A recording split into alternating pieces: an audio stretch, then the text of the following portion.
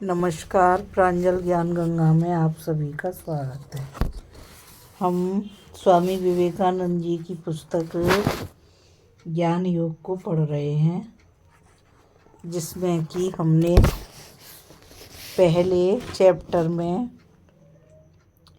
विश्व सूक्ष्म ब्रह्मांड के विषय में पढ़ा था। अब हम आगे अमरत्व के विषय में पढ़ेंगे कि अमरत्व क्या है। अमरत्व अमेरिका में दिया हुआ भाषण। जीवात्मा के अमरत्व के प्रश्न के सिवा अन्य कौन सा प्रश्न अधिक बार पूछा गया है? किस तत्व के रहस्य का उद्घाटन करने के लिए मनुष्य ने सारे जगत की इतनी शक्ति अधिक खोज की है, इतनी अधिक खोज की है? अन्य कौन सा प्रश्न हमारे अस्तित्व के साथ इतने अच्छे भाव से संबंधित है? यह कवियों की कल्पना का विषय रहा है। सिंहासन पर बैठे हुए राजाओं ने इस पर विचार किया है, पथ के भिखारियों ने भी इसका स्वप्न देखा है, श्रेष्ठतम मानवों ने इसका उत्तर पाया है और अति निष्कृष्ट मनुष्यों ने भी इसकी आशा की है। इस विषय में लोगों की रुचि अभी तक बनी हुई है और जब तक मानव प्रकृति विद्वान है तब तक वह बनी ही रहेगी। विभिन्न लोगों ने इसके विभिन्न उत्तर दिए हैं और यह भी देखा जाता है कि इतिहास के प्रत्येक युग में हजारों व्यक्तियों ने इस प्रश्न को बिल्कुल अनावश्यक कहकर छोड़ दिया है। फिर भी यह प्रश्न ज्यों क्या त्यों नवीन नहीं बना हुआ है। जीवन संग्राम के कोलाहल में हम प्राय इस प्रश्न को भूल से जाते हैं, परंतु जब अचानक कोई मर जाता है, एक ऐसा व्यक्ति जिससे हम प्रेम करते हैं, तो हमारे हृदय के अति निकट और अत्यंत प्रिय है, अचानक हमसे छिन जाता है, तब हमारे चारों ओर का संघर्ष और कोलाहल क्षण भर के लिए मानो रुक सा जाता है। सब कुछ मानो निस्तब्ध हो जाता है और हमारी आत्मा के गंभीरतम प्रदेश से वही प्राचीन प्रश्न उठता है कि इसके बाद क्या है? देहांत के बाद आत्मा की क्या गति होती है? समस्त मानव ज्ञान अनुभव से उत्पन्न होता है। अनुभव के अतिरिक्त अन्य किसी प्रकार से हम कुछ भी जान नहीं सकते। हमारा सारा तर्क समानयीकृत अनुभव पर आधारित है। हमारा सारा ज्ञान अनुभवों का समन्वय है। हम अपने चारों ओर क्या देखते हैं? सतत परिवर्तन। बीज से वृक्ष होता है और चक्र पूरा करके वह फिर बीज रूप में परिणित हो जाता है। एक जीव उत्पन्न हुआ, कुछ दिन जीवित रहा, फिर मर गया। इस प्रकार मानो एक व्रत पूरा हो गया। मनुष्य के संबंध में भी यही बात है। और तो और पर्वत भी धीरे धीरे परंतु निश्चित रूप से चूर चूर होते जाते हैं। नदियाँ धीरे धीरे करके फिर समुद्र में ही मिल जाती हैं। सर्वर्थी एक एक व्रत पूरा हो रहा है। जन्म, वृद्धि और क्षय मानो गणितीय अपरिहार्यता के साथ ठीक एक के बाद एक आते रहते हैं। यह हमारा प्रतिदिन का अनुभव है। फिर भी हम सबके अंदर शुद्रतम परमाणु से लेकर उच्चतम सिद्ध पुरुष तक लाखों प्रकार की विभिन्न नाम रूप युक्त वस्तुओं के अंतराल में हम एक अखंड भाव, एक एकत्व देखते हैं। हम प्रतिदिन देखते हैं कि वह दुर्भेद दीवार जो एक मनुष्य को दूसरी वस्तु से पृथक करती प्रतीत होती है, गिरती जा रही है और आधुनिक विज्ञान समस्त भूतों को एक ही पदार्थ मानने लगा है। मानो वही एक प्राण शक्ति नाना रूपों में नाना प्रकार से प्रकाशित हो रही है, मानो वह सबको जोड़ने वाली एक श्रृंखला के समान है, और ये सब विभिन्न रूप मानो इस श्रृंखला की ही एक एक कड़ी है, अनंत रूप से विस्तृत, किंतु फिर भी उसी एक श्रृंखला के अंश इसी को क्रम विकासवाद कहते हैं। यह एक अत्यंत प्राचीन धारणा है, उतनी ही प्राचीन जितना कि मानव समाज केवल व मानवीय ज्ञान की वृद्धि और उन्नति के साथ साथ मानो हमारी आँखों के सन्मुख अधिकाधिक उज्ज्वल रूप से प्रतीत होती जा रही है।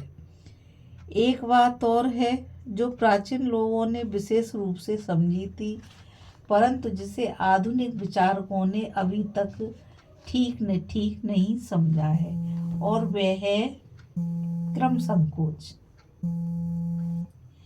बीज का ही वृक्ष होता है, बालू के कण का नहीं। पिता ही पुत्र में परिणित होता है, मिट्टी का ढेला नहीं। अब प्रश्न यह है कि यह क्रम विकास किससे होता है? बीज पहले क्या था? वह उस वृक्ष रूप में ही था। भविष्य में होने वाले वृक्ष की सभी संभावनाएं बीज में निहित है। छोटे बच्चे में भावी मनुष्य की समस्त संभावनाएं निहित है। किसी भी प्रकार के भावी जीवन की समस्त संभावनाएं बीजाणु में विद्यमान है। इसका तात्पर्य क्या है? भारतवर्ष के प्राचीन दार्शनिक इसी को क्रम संकोच कहते थे। इस प्रकार हम देखते हैं कि प्रत्येक क्रम विकास के पहले क्रम संकोच का होना अनिवार्य है। किसी ऐसी वस्तु का क्रम विकास नहीं हो सकता जो पूर्व से ही वर्तमान नहीं है। यहाँ पर फिर आधुनिक विज्ञान हमें सहायता देता है। गणित शास्त्र के तर्क से तुम जानते हो कि इस जगत में दृश्यमान शक्ति का समष्टि वेग सदा समान रहता है। तुम जड़ तत्व का एक भी परमाणु अथवा शक्ति की एक भी इकाई घटा या बढ़ा नहीं सकते। अतएव क्रम विकास कभी शून्य से नहीं होता। तब फिर वह हुआ कहाँ से? इसके पूर्व के क्रम संकोच से बालक क्रम संकुचित या अव्यक्त मनुष्य है, और मनुष्य क्रम विकसित बालक है। क्रम संकुचित वृक्ष ही बीज है, और क्रम विकसित बीज ही वृक्ष है। जीवन की सभी संभावनाएं उसके बीजाणु में हैं। अब समस्या कुछ अधिक स्पष्ट हो जाती है। इसके साथ जीवन के सातत्य की पिछली धारणा जोड़ दो। निम्नतम जीविशार से लेकर पूर्णतम मानव पर्यंत वस्तुतः एक ही सत्ता है, एक ही जीवन है। जिस प्रकार एक ही जीवन में हम शैशव, यौवन, वार्धक्य आदि विविध अवस्थाएं देखते हैं, उसी प्रकार जीविशार से लेकर पूर्णतम मानव पर्यंत एक ही अविच्छिन्न जीवन, एक ही श्रृंखला जीवन विद्यमान है। इसी को क्रम विकास कहते हैं, और यह हम पहले ही देख चुके हैं कि प्रत्येक क्रम विकास के पूर्व एक क्रम संकोच रहता है। यह समग्र जीवन जो क्रमशः व्यक्त होता है, अपने को जीविशार से लेकर पूर्णतम मानव अथवा धरती पर आविर्भूत ईश्वरावतार के रूप में क्रम विकसित करता है। एक श्रृंखला या श्रेणी है, और यह संपूर्ण अभिव्यक्ति उसी जीविशार में संकुचित रही होगी। यह समस्त जीवन मृत्युलोक में अवतीर्ण, यह ईश्वर तक उसमें निहित था। बस धीरे धीरे बहुत धीरे क्रमशः उस सब की अभिव्यक्ति मात्र हुई है, जो सर्वोच्च चरम अभिव्यक्ति है। वह भी अवश्य बीज भाव से सूक्ष्माकार में उसके अंदर विद्वान रही होगी। अतएव यह शक्ति, यह संपूर्ण श्रृंखला उस सर्वव्यापी विश्व जीवन का क्रम संकोच है। वृद्धि की यह एक राशि ही जीविशार्थे पूर्णतम मनुष्य तक अपने को व्यक्त कर रही है। ऐसी बात नहीं कि वे थोड़ा थोड़ा करके बढ़ रही हो। बढ़ने की भावना को मन से एकदम निकाल दो। वृद्धि कहने से ही मालूम होता है कि बाहर से कुछ आ रहा है, कुछ बाहर है, और इससे यह सत्य झूठा हो जाएगा कि हर जीवन में अव्यक्त असीम किसी भी बाह्य परिस्थिति पर निर्भर नहीं है।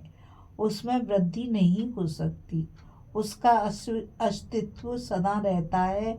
वह केवल अपने को व्यक्त कर देता है।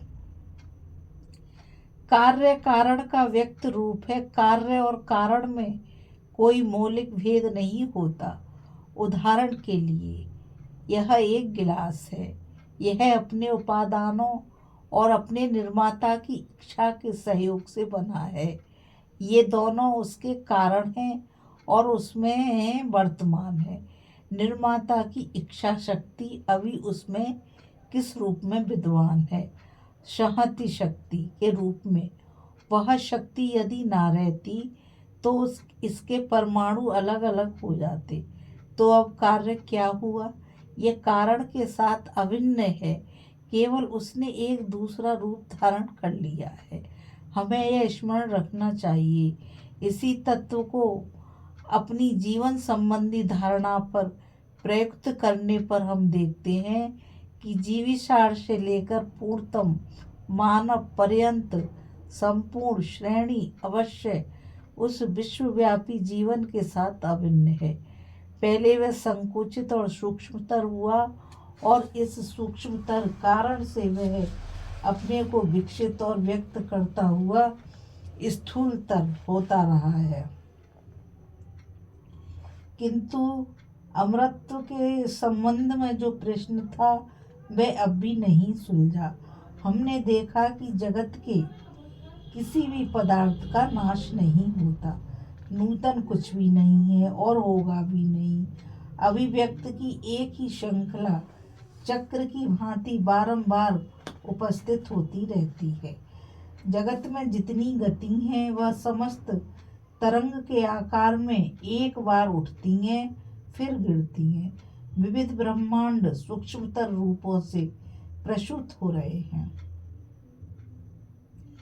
स्थूल रूप धारण कर रहे हैं, फिर लीन होकर सूक्ष्म भाव में जा रहे हैं। वे फिर से इस सूक्ष्म भाव से स्थूल भाव में आते हैं। कुछ समय तक इसी अवस्था में रहते हैं और पुनः धीरे धीरे उस कारण में चले जाते हैं। ऐसा ही जीवन के संबंध में सत्य है।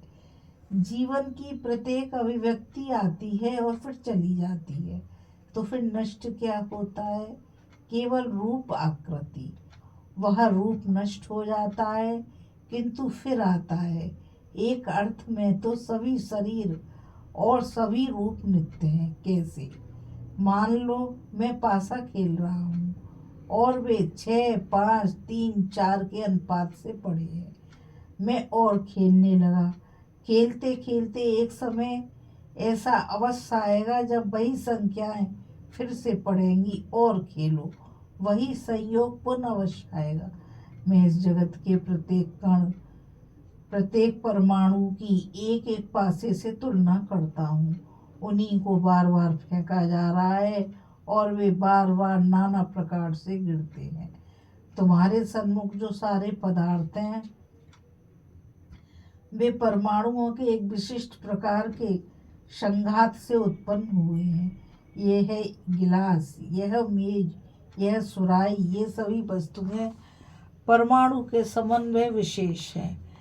क्षण भर के लिए, क्षण भर के बाद शायद में समवाय विशेष नष्ट हो जा सकते हैं, पर समय ऐसा अवश्य आएगा जब ठीक यही समवाय पुनः उपस्थित होगा। जब तुम सब इसी तरह बैठे होगे और यह सुराही तथा अन्य सभी वस्तुएं भी ठीक अपने अपने स्थान पर रहेंगी और ठीक इसी विषय की आलोचना होगी। अनंत बार इस प्रकार हुआ है और अनंत बार इसकी आवृत्ति होगी। तो फिर हमने स्थूल बाह्य वस्तुओं की आलोचना से क्या तत्व पाया? यही कि इन भौतिक रूपों के विभिन्न समवायों की पुनरावृत्ति अनंत काल होती रहती है। इस परिकल्पना से जो एक अन्यतम मनोरंजक निष्कर्ष निकलता है वह है इस प्रकार के तथ्यों की व्याख्या। शायद तुम में से कुछ लोगों ने ऐसा व्यक्ति देखा होगा जो मनुष्य के अतीत एवं भविष्य की सारी बातें बतला देता है। यदि भविष्य किसी नियम के अधीन न हो तो फिर किस प्रकार भविष्य के संबंध में बताया जा सकता है? अतीत के कार्य भविष्य में घटित होंगे और हम देखते हैं कि ऐसा होता है। हिंडोले का उदाहरण लो, वह लगातार घूमता रहता है। लोग आते हैं और उसके एक एक पालने में बैठ जाते हैं। हिंडोला घूमकर फिर नीचे आता है, वे उतर जाते हैं तो दूसरा दल आ बैठता है। शुद्धतम जंतु से लेकर उच्चतम मानव तक प्रकृति की प्रत्येक अभिव्यक्ति मानो ऐसा एक एक दल है और प्रकृति हिंडोले के चक्र के समान है तथा प्रत्येक शरीर या रूप इस हिंडोले के एक एक पालने जैसा है। नई आत्माओं का एक एक दल उन पर चढ़ता है और ऊंचे से ऊंचे जाता रहता है जब तक उसमें से प्रत्येक पूर्णता प्राप्त कर हिंडोले से बाहर नहीं आ जाती। फिर हिंडोला निरंतर चलता रहता है, हमेशा दूसरे लोगों को ग्रहण करने के लिए तैयार है और जब तक शरीर इस चक्र के भीतर उपस्थित है तब तक निश्चित रूप से गणित के हिसाब से यह भविष्यवाणी की जा सकती है कि अब वह किस ओर जाएगा, किंतु आत्मा के बारे में यह नहीं कहा जा सकता। अतः प्रकृति के भूत और भविष्य निश्चित रूप से गणित की तरह ठीक ठीक बतलाना संभव नहीं है। अतः हम देखते हैं कि उन्हें भौतिक घटनाओं की पुनरावृत्ति निश्चित समयों पर होती रहती है और वही संयोजन चिरंतन काल से होते चले आ रहे हैं, किंतु ये आत्मा का अमरत्व नहीं है। किसी भी शक्ति का नाश नहीं होता, कोई भी जड़ वस्तु शून्य में पर्यवसित नहीं की जा सकती। तो फिर उनका क्या होता है? उनके आगे और पीछे परिणाम होते रहते हैं और अंत में जहाँ से उसकी उत्पत्ति हुई थी वहीं वे लौट जाते हैं। सीधी रेखा में कोई गति नहीं होती, प्रत्येक वस्तु घूम फिरकर अपने पूर्व स्थान पर लौट आती है, क्योंकि सीधी रेखा अनंत भाव से बढ़ा दी जाने पर वृत्त में परिणित हो जाती है। यदि ऐसा हो तो फिर अनंत काल तक किसी भी आत्मा का अधपतन नहीं हो सकता, वैसा हो नहीं सकता। इस जगत में प्रत्येक वस्तु शीघ्र हो या विलंब से अपनी अपनी वर्तुलाकार गति को पूरा कर फिर अपनी उत्पत्ति स्थान पर पहुंच जाती है। तुम, मैं अथवा ये सब आत्माएं क्या हैं? पहले क्रम संकोच तथा क्रम विकास। तत्व की आलोचना करते हुए हमने देखा कि तुम, हम उसी विराट विश्वव्यापी चैतन्य या प्राण या मन के अंश विशेष हैं।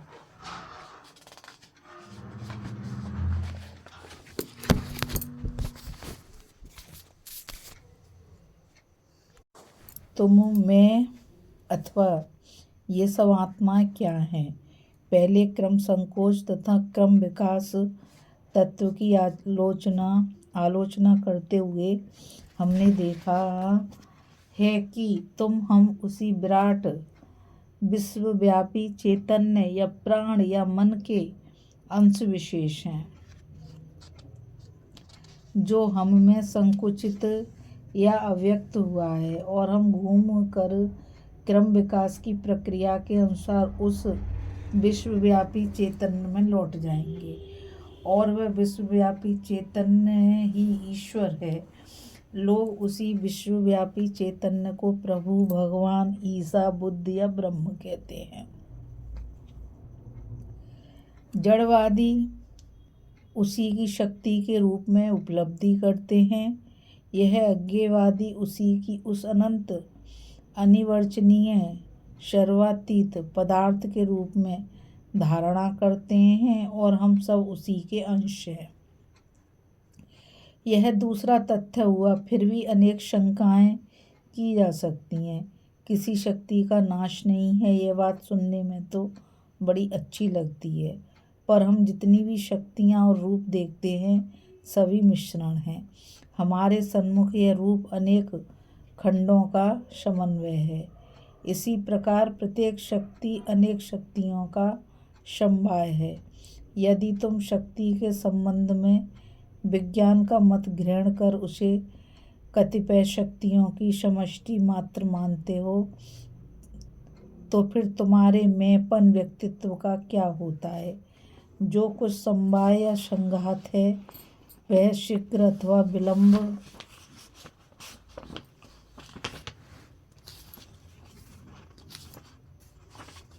से अपने कारणभूत पदार्थ में लीन हो जाता है। इस विश्व में जो भी जड़ अथवा शक्ति के समवाय से उत्पन्न है वह अपने अंशों में पर्यवसित हो जाता है। शीघ्र या विलंब से वह अव्यय विशिष्ट हो जाएगा, भग्न हो जाएगा और अपने कारणीभूत अंशों में परिणत हो जाएगा। आत्मा भौतिक शक्ति अथवा विचार शक्ति नहीं है। वह तो विचार शक्ति की त्वष्टा है, स्वयं विचार शक्ति नहीं। वह शरीर की रचयित्री है, किंतु वह स्वयं शरीर नहीं है। क्यों? शरीर कभी आत्मा नहीं हो सकता, क्योंकि वह बुद्धि युक्त नहीं है। शव अथवा कसाई की दूख मार का मांस का टुकड़ा कभी बुद्धि युक्त नहीं है। हम बुद्धि शब्द से क्या समझते हैं? प्रतिक्रिया शक्ति। थोड़े और गंभीर भाव से इस तत्व की आलोचना करो। मैं अपने सन्मुख यह सुराही देख रहा हूँ। यह यहाँ पर क्या हो रहा है? इस सुराही में कुछ प्रकाश किरणें निकलकर मेरी आँख में प्रवेश करती हैं। मेरे नेत्र पटल रेटिना पर एक चित्र अंकित करती हैं, और यह चित्र जाकर मेरे मस्तिष्क में पहुंचता है। शरीर वैज्ञानिक जिसको संवेदक नाड़ी कहते हैं, उन्हीं के द्वारा यह चित्र भीतर मस्तिष्क में ले जाया जाता है, किंतु तब भी देखने की क्रिया पूरी नहीं होती, क्योंकि अभी तक भीतर की ओर से कोई प्रतिक्रिया नहीं हुई है। मस्तिष्क में स्थित जो स्नायु केंद्र है वह इस चित्र को मन के पास ले जाएगा और ना उस पर प्रतिक्रिया करेगा। इस प्रतिक्रिया के होते ही सुराही मेरे सन्मुख प्रकाशित हो जाएगी। एक और अधिक सरल उदाहरण लो। मान लो तुम खूब एकाग्र होकर मेरी बात सुन रहे हो और इसी समय एक मच्छर तुम्हारी नाक पर काटता है, किंतु तुम मेरी बातें सुनने में इतने तन्मय हो कि उसका काटना तुमको अनुभव नहीं होता। ऐसा क्यों? मच्छर तुम्हारे चमड़े को काट रहा है। वह स्थान पर कितनी ही नाड़ियां हैं और वे इस संवाद को मस्तिष्क के पास पहुंचा भी रही हैं। इसका चित्र भी मस्तिष्क पर मौजूद है, किंतु मन दूसरी ओर लगा है, इसलिए वह प्रतिक्रिया नहीं करता। अतएव तुम उसके काटने का अनुभव नहीं करते। हमारे सामने कोई नया चित्र आने पर यदि मन प्रतिक्रिया ना करे तो हम संबंध में कुछ जान ही ना सकेंगे, किंतु प्रतिक्रिया होते ही उसका ज्ञान होगा और तभी हम देखने, सुनने और अनुभव आदि करने में समर्थ होंगे।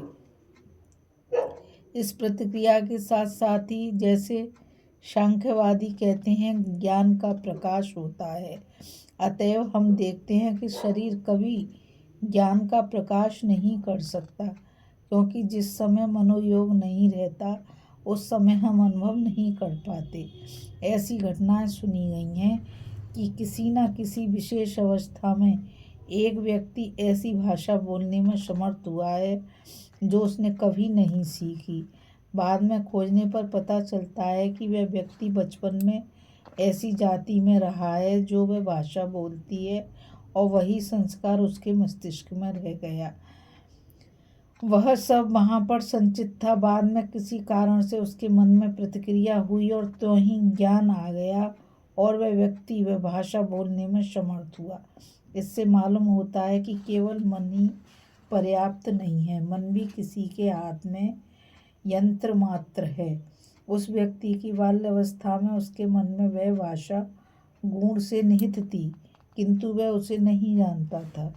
पर बाद में एक ऐसा समय आया जब उसने उसे जान सका। इससे यह प्रमाणित होता है कि मन के अतिरिक्त कोई और भी है। उस व्यक्ति के बाल्यकाल में इस और कोई ने उस शक्ति का उपयोग नहीं किया, किंतु जब वह बड़ा हुआ तब उसने उस शक्ति का उपयोग किया।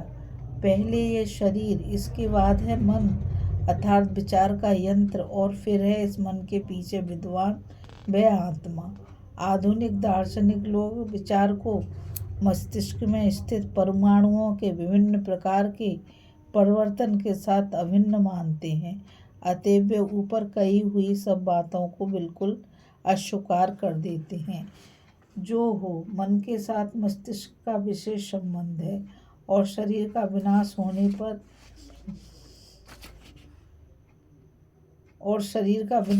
पर नष्ट हो जाता है। आत्मा ही एकमात्र प्रकाशक है। मन उसके हाथों यंत्र के माध्यम से आत्मा बाह्य साधन पर अधिकार जमा लेती है।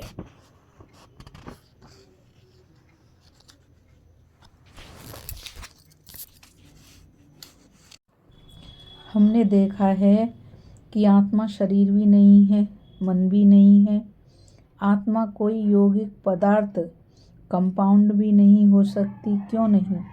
इसलिए कि हर कुछ यौगिक पदार्थ हमारे जीवन या कल्पना का विषय होता है, जिस विषय का हम दर्शन या कल्पना कुछ भी नहीं कर सकते, जिसे हम पकड़ नहीं सकते, जो न भूत है न शक्ति, जो कार्यकरण अथवा कार्यकरण संबंध कुछ भी नहीं है, वह यौगिक अथवा मिश्र नहीं हो सकता। सभी यौगिक पदार्थों का क्षेत्र मनोजगत, विचार जगत तक सीमित है। इसके परे वे संभव नहीं है। सभी यौगिक पदार्थ नियम के राज्य के अंतर्गत हैं। नियम के परे यदि कोई वस्तु हो तो वह कदापि यौगिक नहीं हो सकती। चूँकि मनुष्य की आत्मा कार्यकरण भाव के परे है, अतः वह यौगिक नहीं है। वह सदा मुक्त है और नियमों के अंतर्गत सभी वस्तुओं का नियमन करती है। उसका कभी विनाश नहीं हो सकता, क्योंकि विनाश का अर्थ है किसी यौगिक पदार्थ का अपने उपादानों में परिणत हो जाना, और जो कभी यौगिक नहीं है उसका विनाश कभी नहीं हो सकता। उसकी मृत्यु होती है या विनाश होता है, ऐसा कहना केवल कोरी मूर्खता है। अब हम सूक्ष्मतर से सूक्ष्मतर क्षेत्र में आ उपस्थित हुए हैं। संभव है तुम में से कुछ लोग भयभीत भी हो जाएं। हमने देखा है कि यह आत्मा भूत, शक्ति एवं विचार रूप क्षुद्र जगत के अतीत एक मौलिक सिंपल पदार्थ है, अतः इसका विनाश असंभव है। इसी प्रकार उसका जीवन भी असंभव है, कारण जिसका विनाश नहीं उसका जीवन भी कैसे हो सकता है। मृत्यु क्या है? मृत्यु एक पहलू है और जीवन उसी का एक दूसरा पहलू है। मृत्यु अभिव्यक्ति के एक रूप विशेष को हम जीवन कहते हैं और उसी के अन्य रूप विशेष को मृत्यु। जब तरंग ऊपर की ओर उठती है तो मानो जीवन है और फिर जब वह गिर जाती है तो वह मृत्यु है। जो वस्तु मृत्यु के अतीत है वह निश्चय ही जन्म के भी अतीत है। मैं तुमको फिर उस प्रथम सिद्धांत की याद दिलाता हूँ कि मानव आत्मा उस सर्वव्यापी जगन्मयी शक्ति अथवा ईश्वर का अंश मात्र है। जो हम देखते हैं कि वह जीवन और मृत्यु दोनों से परे है। तुम ना कभी उत्पन्न हुए थे ना कभी मरोगे। हमारे चारों ओर जो जन्म और मृत्यु दिखते हैं वे फिर क्या हैं? वे तो केवल शरीर के हैं, क्योंकि आत्मा तो सदा सर्वदा वर्तमान है। तुम कहोगे यह कैसे?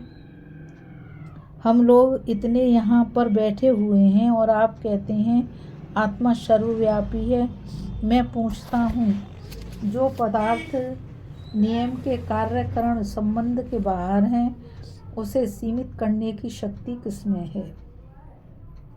एक गिलास एक सीमित पदार्थ है, वह सर्वव्यापक नहीं, क्योंकि उसके चारों ओर की जड़ राशि इसको इसी रूप में रहने को बाध्य करती है, इसे सर्वव्यापी नहीं होने देती। वह अपने आसपास के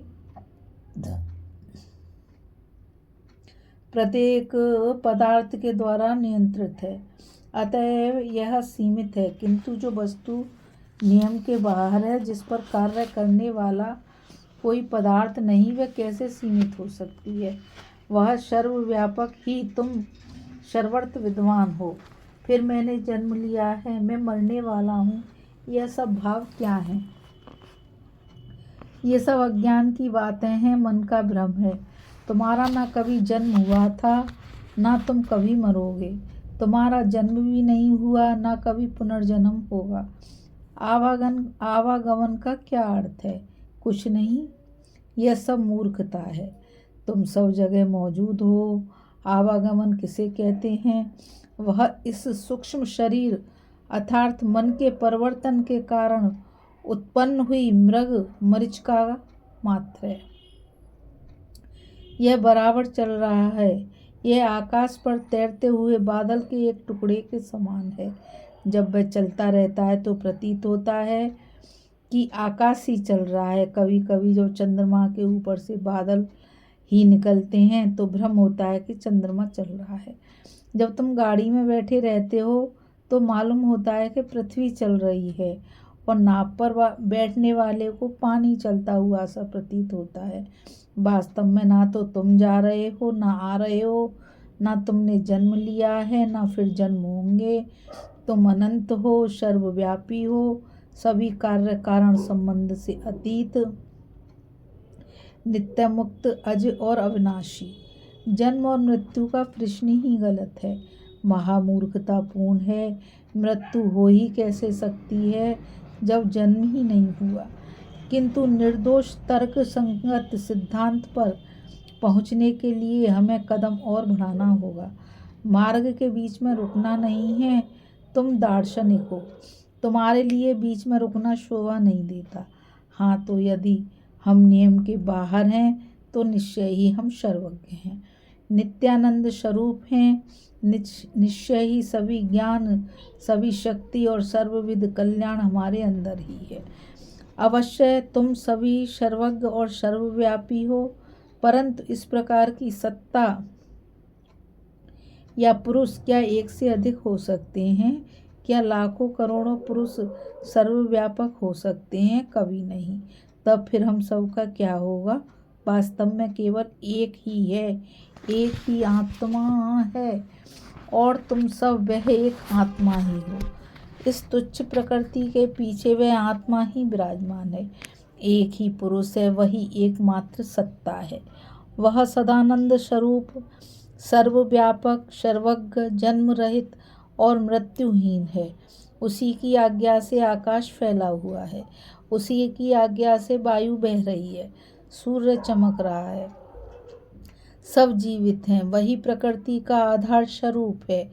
प्रकृति उस सत्य स्वरूप पर प्रतिष्ठित होने के कारण ही सत्य प्रतीत होती है। वह तुम्हारी आत्मा की भी आत्मा है। यही नहीं, तुम स्वयं ही वह हो। तुम और वह एक ही है। जहाँ कहीं भी दो हैं, वही भय है, खतरा है, वही द्वंद्व और संघर्ष है। जब एक ही है तो किससे घृणा, किससे संघर्ष? जब सब कुछ वही है तो तुम किससे लड़ोगे? जीवन समस्या की वास्तविक मीमांसा यही है। इसी से वस्तु के स्वरूप की व्याख्या होती है। यही सिद्धि या पूर्णत्व और यही ईश्वर है। जब तक तुम अनेक देखते हो तब तक तुम अज्ञान में हो। इस बहुत पूर्ण जगत में जो उस एक को, इस परिवर्तनशील जगत में जो उस अपरिवर्तनशील को अपने आत्मा के रूप में देखता है, अपना स्वरूप समझता है, वही मुक्त है, वही आनंदमय है। उसी ने लक्ष्य की प्राप्ति की है। अतः जान लो कि तुम ही वह हो, तुम ही जगत के ईश्वर हो।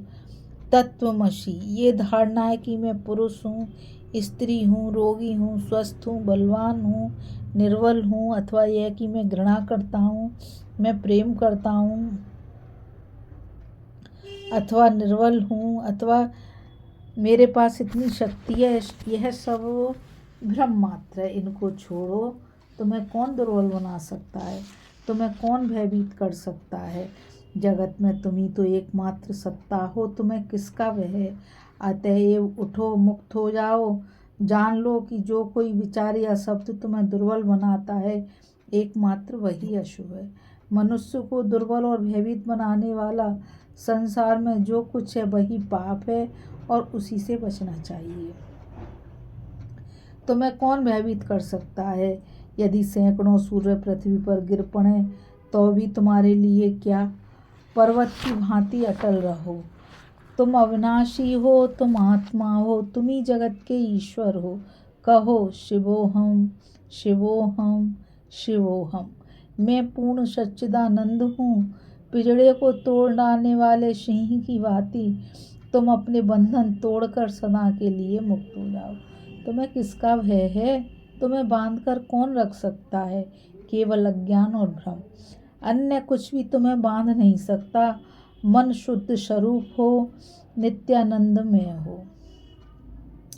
यह मूर्खों का उपदेश है कि तुम पापी हो, अतएव एक कोने में बैठकर हाय हाय करते रहो। यह उपदेश देना मूर्खता ही नहीं, दुष्टता भी है, कोरी बदमाशी है। तुम सभी ईश्वर हो। तुम ईश्वर को नहीं देखते और उसी को मनुष्य कहते हो। अतएव यदि तुम में साहस है तो इस विश्वास पर खड़े हो जाओ और उसके अनुसार अपना जीवन गढ़ डालो। यदि कोई व्यक्ति तुम्हारा गला काटे तो उसे मना मत करना, क्योंकि तुम तो स्वयं अपना गला काट रहे हो। किसी गरीब का यदि कुछ उपकार करो तो उसके लिए तनिक भी अहंकार मत लाना, वह तो तुम्हारे लिए उपासना मात्र है। उसमें अहंकार की कौन सी बात है? तो क्या तुम ही समस्त जगत नहीं हो? कहीं ऐसी कोई वस्तु है जो तुम नहीं हो? तुम जगत की आत्मा हो। तुम ही सूर्य चंद्र तारा हो। तुम ही सर्वत्र चमक रहे हो। समस्त जगत तुम ही हो। किससे घृणा करोगे? किससे झगड़ा करोगे? अतएव जान लो कि तुम वही हो और इसी सांचे में अपना जीवन ढालो। जो व्यक्ति इस तत्व को जानकर अपना सारा जीवन उसके अनुसार गठित करता है, वह फिर कभी अंधकार में मारा नहीं पड़ता। इस भाषण में जो कि विवेकानंद जी ने दिया था, इतना ही। कल हम पढ़ेंगे विवेकानंद जी की रचना में से आत्मा और अमेरिका में दिया हुआ भाषण आज मुझ गीता रावत को आज्ञा दीजिए। कल फिर मिलेंगे एक नए भाषण के साथ जो कि विवेकानंद जी ने दिया है। और मैं आप सभी से यही कहूँगी कि इस चैनल को ज़्यादा से ज़्यादा लाइक, शेयर और सब्सक्राइब कीजिए ताकि ये अमूल्य ज्ञान अधिक से अधिक लोगों तक पहुंच सके। इस ज्ञान में बस इतना ही। राधे राधे। जय श्री कृष्णा। नमस्कार।